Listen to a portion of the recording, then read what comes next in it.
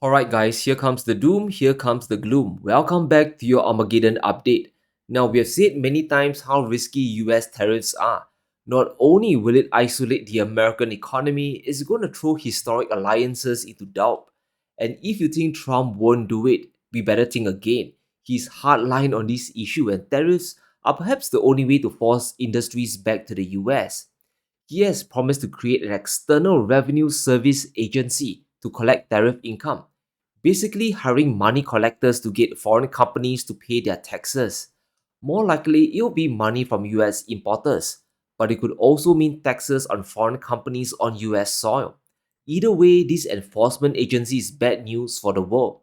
It means a tariff war is coming for everyone. This would mean higher inflation in the US, so it's bad for Americans. And for companies selling into the US, this is painful as well.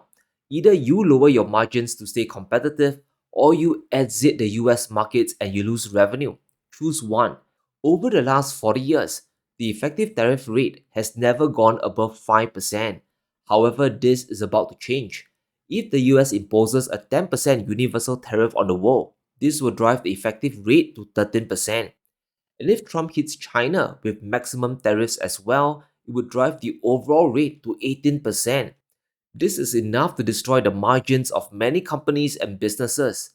But the US won't escape scot free either. Countries in the BRICS, especially China, would retaliate hard.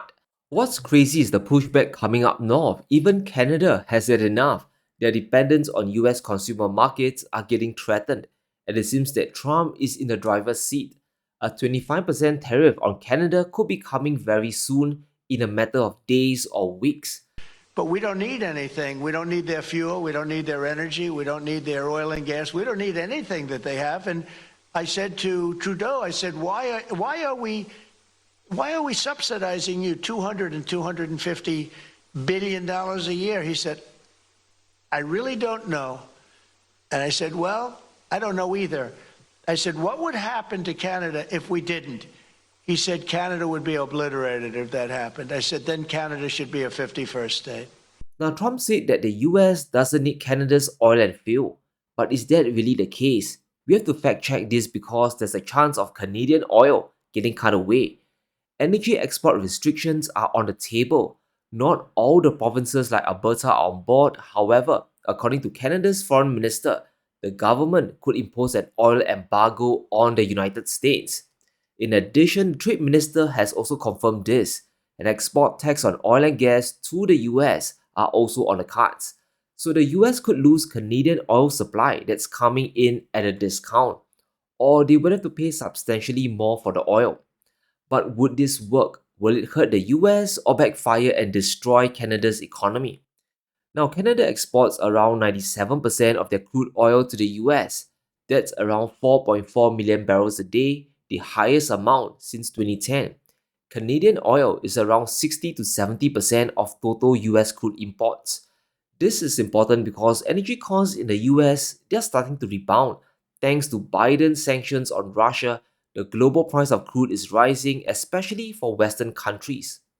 Losing over 4 million barrels a day is going to do a number on US industries. The US could be looking at substantially higher energy prices, which would make reshoring factories even more expensive. Now, the damage isn't just restricted to manufacturing. Cutting Canadian oil will affect gas prices and the stuff you buy on the grocery shelves. When the price of energy goes up, sooner or later, it trickles down to everything. US refineries are getting more reliant on Canadian oil. They are equipped to handle heavy crude produced in Canada's oil sands. As a result, 24% of crude oil entering US refineries come directly from Canada. While Canada could lose a ton of revenue, it would drive up US inflation at a critical time when it should be dropping. Prices at the pump, gasoline and diesel would most definitely cost more. If the US wants to fight an industrial war with China, they need energy prices to come down and interest rates to drop, not go up. In a worst case scenario, inflation could rocket back up, and the Federal Reserve, they'll be forced to hold rates higher for longer, and this would slow US economic growth. Trump punishing Canada is going to impoverish Americans as well. It's going to sting because that's their biggest trading partner in the world. both imports and exports. The US imports nearly $480 billion worth of goods from Canada. A 25% tariff is going to collapse trade coming into the US. While local US companies could benefit, prices for consumers will fly to the moon. Canada has also promised to retaliate, so now $440 billion of US exports into the Canadian market is at risk. This could clobber US companies and earnings could collapse. And that's how risky Trump's trade war really is. There's a real chance of it pushing the entire US economy into recession. Now, it would also shift Canada's geopolitical view. Like other G7 countries, we could see a Western shift towards places like BRICS and China. If the US decides to shut the world out, the only counter left is to trade with countries trying to globalize, and that would be China. Which brings us to the next topic we must address, and that is the EU running to Mexico for rescue. They've already signed a trade deal ahead of Trump's return. It's a really funny deal. Yes, it will help the EU in certain areas, but it's actually more beneficial for Mexico, and it shows you the desperation Europe has. The Mexicans really scored a big win with this one. Let's go through the details. Mexico will remove tariffs as high as 100% on EU exports, including cheese, poultry, pork, and pasta. Now that sounds good. So Europe can export more food to Latin America should the US punish them. But here's where things get funny and uneven. This is where Mexico wins and where Europe didn't really think things through. Oh yes, China also would benefit from this arrangement. The deal will allow Mexico to export EVs tariff-free into the EU common market. But here's the caveat. The vehicles will need to contain at least 60% Mexican or EU-made components by value. And according to the EU, this will make it harder for China to use Mexico as a manufacturing base. It will be harder to make EVs bound for the EU there. China will still have to pay a 10% tariff if they use Chinese batteries.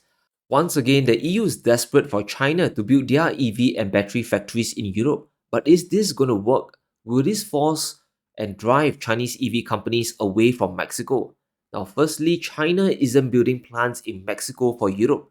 They aren't even building plants there to sell into the US.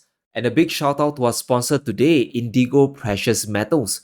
When it comes to buying gold and silver, I trust Indigo Precious Metals in Singapore. They have made investing in precious metals safe, fast, easy, and simple for both small and large scale buying. I've been stacking gold for over a decade now, and I've learned two things when buying. You want to buy authentic gold bullion, and you want to buy it at the lowest premium possible to stretch your dollars even further. And I'm glad to say I found both of this at Indigo Precious Metals. Indigo Precious Metals is a leading retailer in Singapore. They specialize in physical gold, silver, and platinum. They are my one-stop shop when it comes to buying bullion. Their prices are sharp, and they have the best brands on sale, and I can test the gold on the spot. So if you're looking to make your first gold purchase, Indigo Precious Metals is the best place to start. Whether it's 1 ounce or 1 kilo, this is the reputable dealer you are looking for. So take action today. Click on the link below and enjoy a discount on your first purchase with the code SeanFu. Start your gold stacking journey today. Companies like BYD, they are coming into Mexico for the Latin American market. Beijing has more or less given up selling to the West directly. The US and Canada have a 100% tariff, and that's very brutal. Next, we have the EU up to 35% import tax. Sales of Chinese cars are already dropping there, so that's a no-go as well.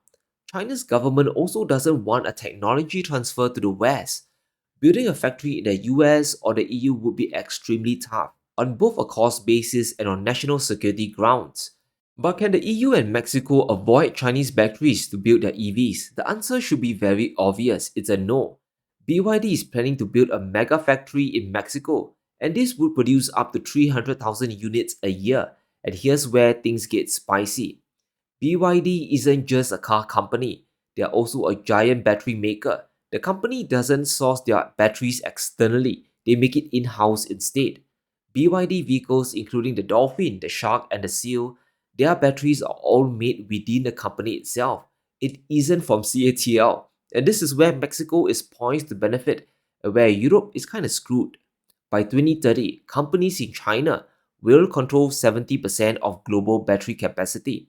So the majority of cells coming into EVs would be made in China, and there's no escaping that. But look at the second biggest maker of batteries, it's BYD. So it's entirely feasible for them to make batteries in Mexico, and if they do, it would be a Mexican made product. By then, Chinese EVs made in Mexico could eventually enter the EU markets tariff free. Then Mexico would really become a manufacturing hub for China's EV industry. Now, this story isn't really about Mexico, it isn't even about China. It's about the EU trying to dodge the big question: how do we get the cost of energy down? Because if they can, attracting EV companies would be easier. Tesla would expand production, BYD might even come in, even Volkswagen could compete. However, things are about to get from bad to worse here. 10 EU countries are calling for the bloc to fully ban Russian LNG and natural gas to cut away Europe's remaining supply of cheap energy. And if that happens, without a doubt, it would leave them very vulnerable to Trump's trade war.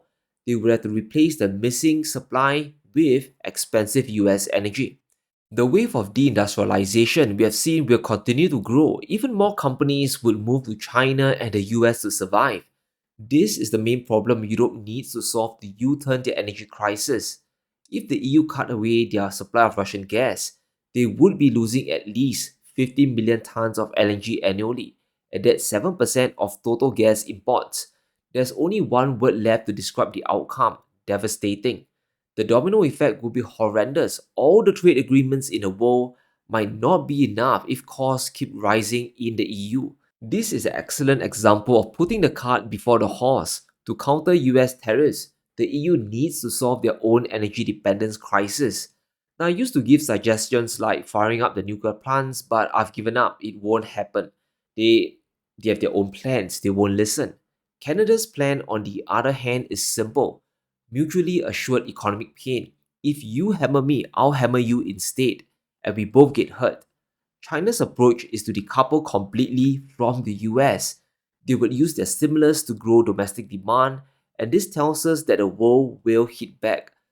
Now, as much as Trump wants his trade war, he might not win it all. Europe might fold their hand, but I'm sure BRICS will put up a very fierce fight. But let me know what you think. Would Canada really cut oil exports to the US? And what options does the EU even have left? Let me know in the comments below. Stay safe. Be sure to smash the like button and subscribe as we navigate through these crazy times.